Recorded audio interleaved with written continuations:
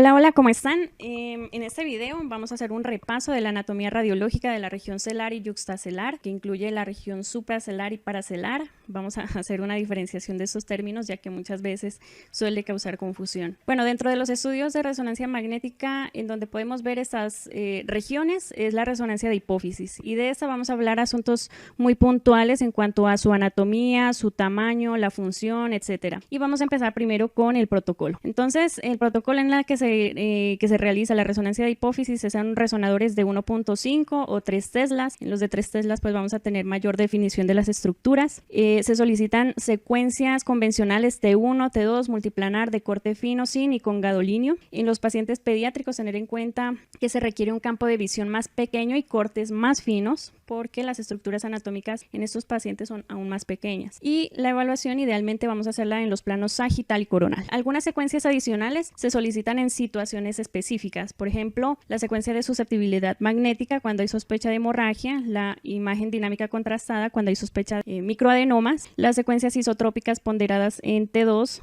de alta resolución cuando se trata de analizar importantes estructuras funcionales como el quiasma óptico en relación a una lesión, por ejemplo, las secuencias avanzadas de imagen como difusión, tractografía, perfusión, espectroscopia, pues lo que van a hacer es estrechar nuestro diagnóstico diferencial. Muy importante a tener en cuenta es que no solamente las imágenes nos van a permitir un acercamiento pues diagnóstico, la historia clínica de nuestros pacientes también permiten ofrecer pistas sobre el diagnóstico y la localización primaria del tumor. Ya para el abordaje de las lesiones de la región celar y supracelar es importante, muy importante, conocer la anatomía básica normal, conocer el desarrollo embriológico de la hipófisis, la cual tiene dos partes como sabemos, y estas dos partes tienen desarrollo embriológico diferente y su función. Vamos a hablar primero de la adenohipófisis, luego de la neurohipófisis. La adenohipófisis constituye el 70 al 80% de la glándula, tiene origen ectodérmico, deriva de la bolsa de Rantki que se separa durante el desarrollo embriológico del ectodermo oral, luego migra hasta su posición definitiva a nivel de la silla turca y hacia la región infundibular.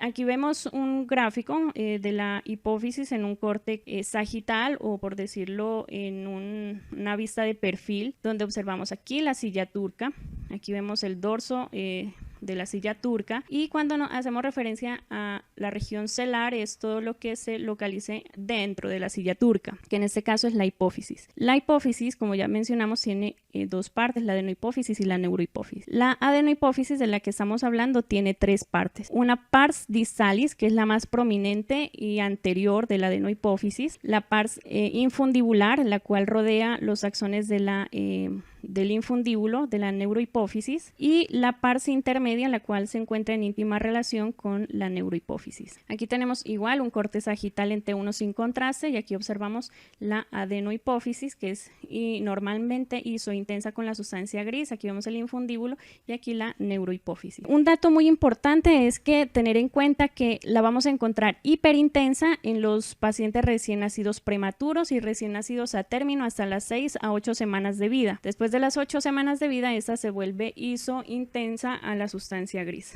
Por eso es muy importante que si estamos analizando una resonancia magnética de un recién nacido o menor de 8 semanas de vida, es normal que la veamos hiperintensa. Dentro de la secreción de hormonas de la adenohipófisis está la prolactina, la gonadotrofina, que son las hormonas folículo estimulante y hormona luteinizante, la tirotropina, la adrenocorticotropina y la somatotrofina, o también llamada hormona de crecimiento, y la hormona estimulante de los melanocitos que se secreta a nivel de la pars intermedia de la adenohipófisis. Ya hablando ahora sí de la neurohipófisis, esta constituye el 20% de la glándula hipófisis. Como les había mencionado, tiene un origen embriológico diferente. Esta deriva de una extensión caudal del neurodiencéfalo. También tiene tres partes que son la eminencia media, el infundíbulo y la pars nerviosa. ¿Listo? Y la pars nerviosa es la más funcional. Recordar es importante que sepamos que las células de la neurohipófisis se conocen como pitiducitos, que son células gliales de sostén. Por lo tanto,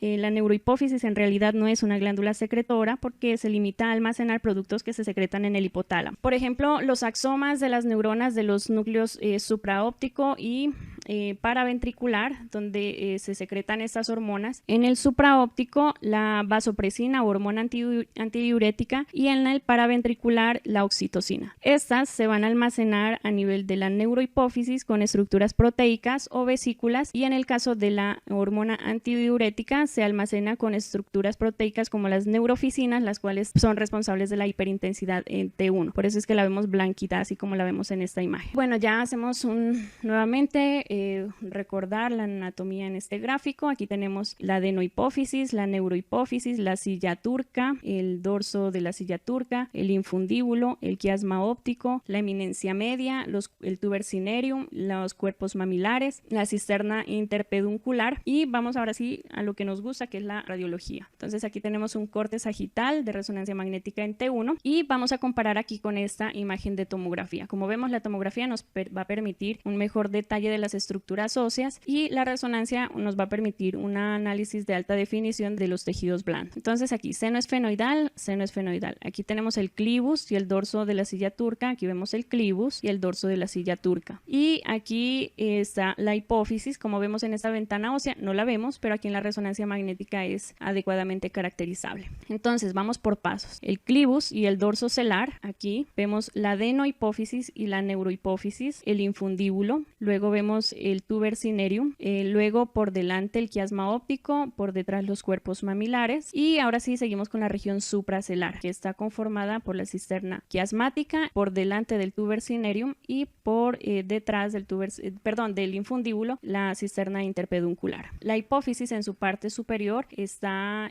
cubierta por el diafragma celar. El diafragma celar tiene una abertura que permite el paso del infundíbulo. Ese diafragma celar es el límite inferior de la cisterna supracelar. El límite superior de la cisterna supracelar está el tuber cinereum, los cuerpos mamilares, el hipotálamo en sí. En la parte posterior de la cisterna supracelar está la cisterna interpeduncular y por delante la cisterna quiasmática. ¿Listo? Entonces, cuando nos hablen de la cisterna supracelar, ya sabemos que está por encima de la silla turca, por delante del mesencéfalo, por debajo del hipotálamo y por delante, incluyendo el quiasma, la cisterna quiasmática. Entonces, si por ejemplo hay un paciente con sospecha de una lesión a nivel de la región celar y que tiene afectación visual, pues ya podemos sospechar que es una lesión que se está extendiendo por la cisterna supracelar y comprimiendo o desplazando el quiasma óptico. Importante tener en cuenta el tamaño de la hipófisis y lo vamos a hacer en este corte sagital y la medición es cráneo-caudal, como lo vemos en la imagen. Entonces, la edad en pacientes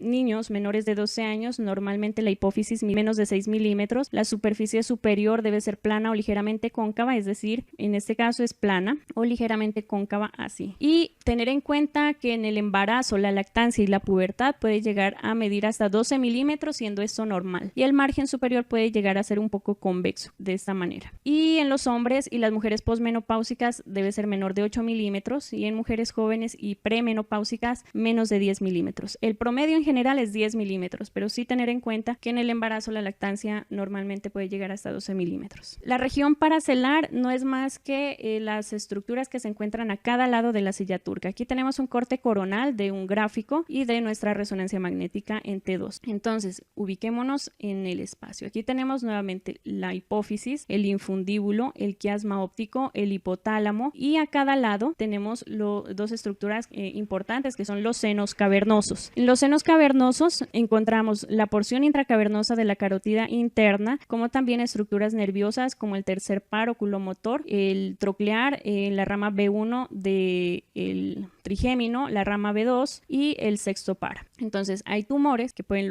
originarse a nivel de la región celar y extenderse a la región paracelar o a nivel de los senos cavernosos o extenderse a la región infundibular o supracelar. Ustedes ya con esto quedan muy ubicados en cuanto a la localización de las lesiones. Entonces aquí tenemos un corte coronal donde estamos a este nivel. Miren que estamos atravesando el infundíbulo aquí. Entonces aquí vemos el quiasma óptico y una partecita del infundíbulo. Vemos estas estructuras hipointensas que las vemos aquí o con vacío de señal, son las carótidas internas. Aquí vemos carótidas internas y acá también carótidas internas a nivel intracavernoso. Vamos un corte más adelante donde ya vemos que el quiasma óptico ya se divide con los nervios ópticos. Aquí vemos un pedacito del infundíbulo, nuevamente la carótida interna y aquí vemos la carótida interna intracavernosa. Y un poco más adelante donde ya no vemos ni quiasma ni tampoco vemos infundíbulo, vestíbulo solamente la hipófisis, que la vemos aquí, y a cada lado los senos cavernosos con las carótidas internas intracavernosas. Las estructuras nerviosas pues va a ser muy difícil individualizar y observarlas en resonancia magnética. En algunos pacientes sí es posible visualizar, pero en la gran mayoría no es posible. Entonces, ¿cómo hacemos el enfoque sistemático para el análisis de las lesiones en la región celar y yuxtacelar? Primero, ¿dónde está localizada la lesión primaria y hacia dónde se extiende?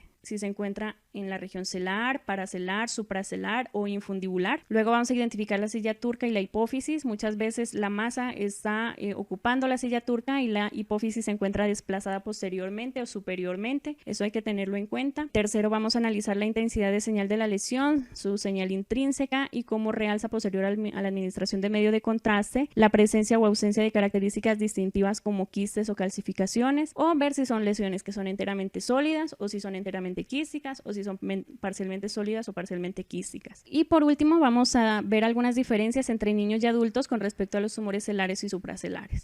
Los macroadenomas son comunes en los adultos pero raros en los niños. Los gliomas ópticos en cambio son tumores comunes en la infancia pero no suelen aparecer de nuevo en los adultos, y la respuesta al aumento de la presión intracraniana es diferente en los adultos que en los niños, y eso básicamente es por las suturas que se encuentran abiertas en los niños. Estas, a medida que aumenta la presión intracraniana, pueden irse diastazando, lo que va a permitir una reacomodación de la presión intracraniana. Incluso los niños pueden pasar de tener un perímetro cefálico muy aumentado sin que presenten manifestaciones neurológicas clínicamente, y es debido básicamente a las suturas, a diferencia de los adultos que presentan síntomas rápidamente porque no hay posibilidad de reacomodar, digámoslo así, la presión intracraniana, porque las suturas se encuentran cerradas. Y eso es todo. Muchísimas gracias.